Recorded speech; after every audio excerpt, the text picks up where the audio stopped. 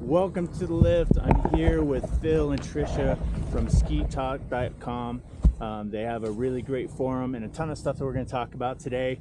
We always like to start off with finding out a little bit about you guys, how you started skiing, your first day of skiing, and how it went. So Tricia, tell us about your first experience on the mountain.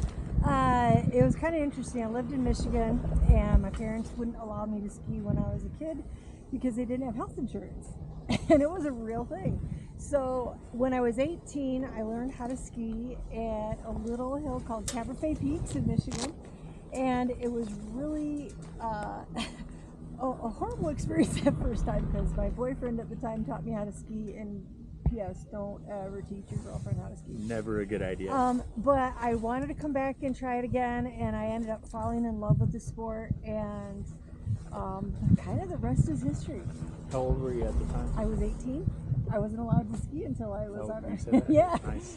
And I skied in Michigan until I was 44 years old, and my life was kind of upside down, and I moved out here and changed everything and fell in love with Phil, and here we are.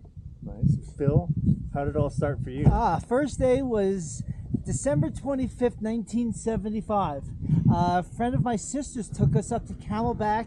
She was an instructor there, and she put the bug in me, and I've been skiing ever since. It was so much fun.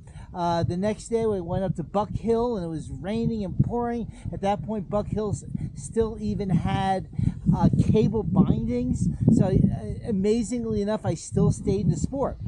Then just growing up in Pennsylvania, it was the old My Mom Will Drive if your mom picks up. A group of guys that we went to school with there, and we all rotated. We went night skiing at Camelback, starting in the late 70s, early 80s, and through high school.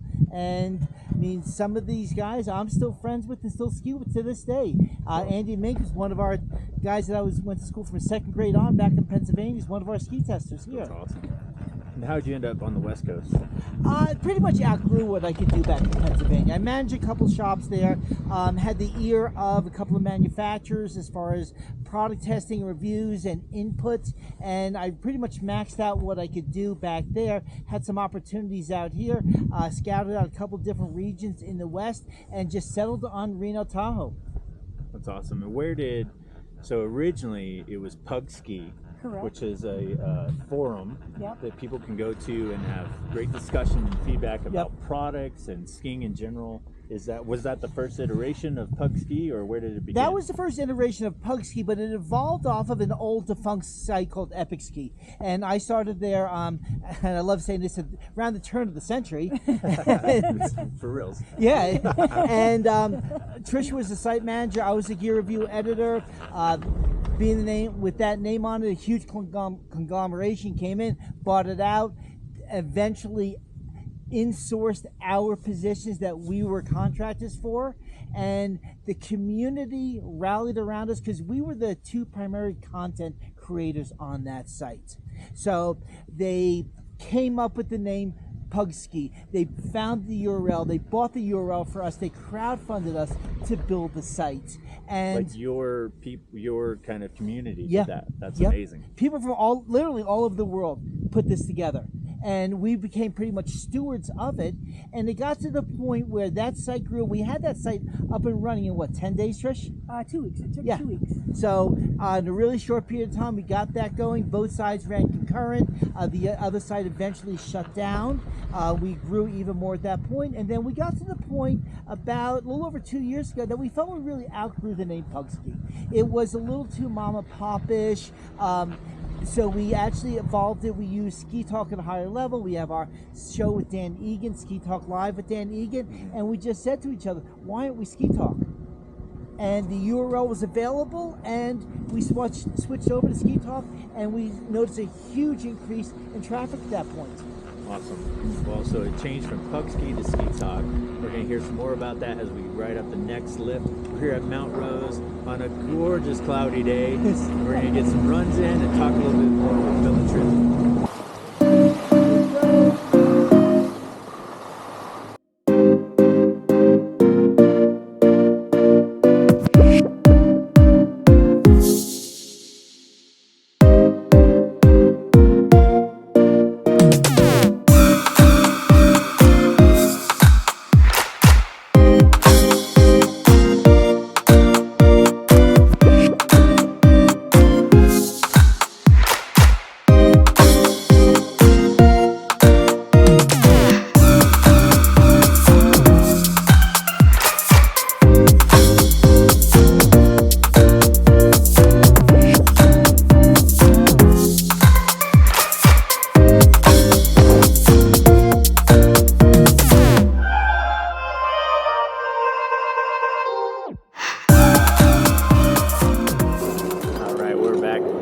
So we're headed up Mount Rose on what lift? This is the Northwest lift.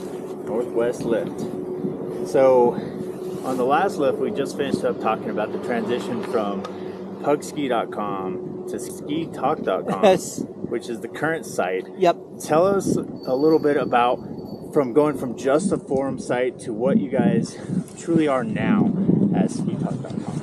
Well, I think we've become much more of a ski media site. We've grown, we've recreated our review pages, and one of the things that we feel that our reviews are different than a lot of other publications out there is one of the main things, they're interactive. So they're not static reviews where you read the review and say, okay, how does that ski pertain to me? But we're interactive with our testers. All of our testers are very active on the site, and we've got a full array of skiers.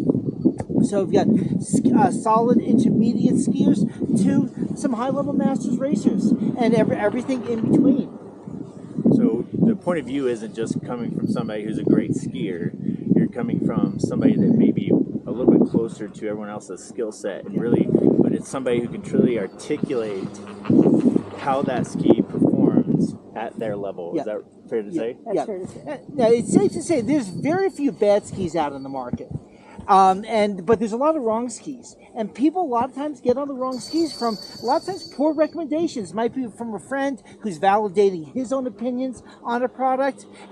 Where we are, I think our testers are very good at understanding the nuances of each ski and discerning those differences.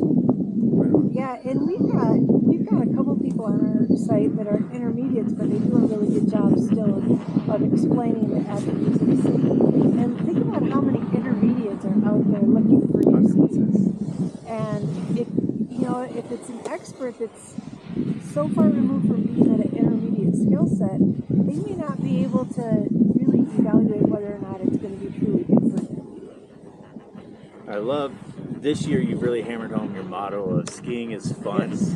Tell me more about that, because you're saying the silent part out loud, right? Yeah. Skiing is fun. Yeah. Yeah. Why did you feel the need to have to say it out loud? Trish, take Well, that. it was really kind of accidental. We have a great video editor, and she put that in our tagline for our YouTube videos in the beginning. And we went, oh my gosh, we should be using this as our hashtag because skiing is fun. Yeah. So that's where even on our vehicle that you see driving around all of our Reno, pretty much all around the western states, is now we added hashtag skiing is fun on the both sides and on the back, because simply that's what it is. Skiing is fun. It shouldn't be work. We should be out here just enjoying the mountains. Do you think there's a perception that it's not, or is it made to feel like it's not fun because it's too pretentious? Well, that's a whole different talk show right there. I don't but think I think people realize, I think skiing is fun. I think that there are people who are Like you're saying, overthinking don't it. take it too serious is the whole point, right? Yeah.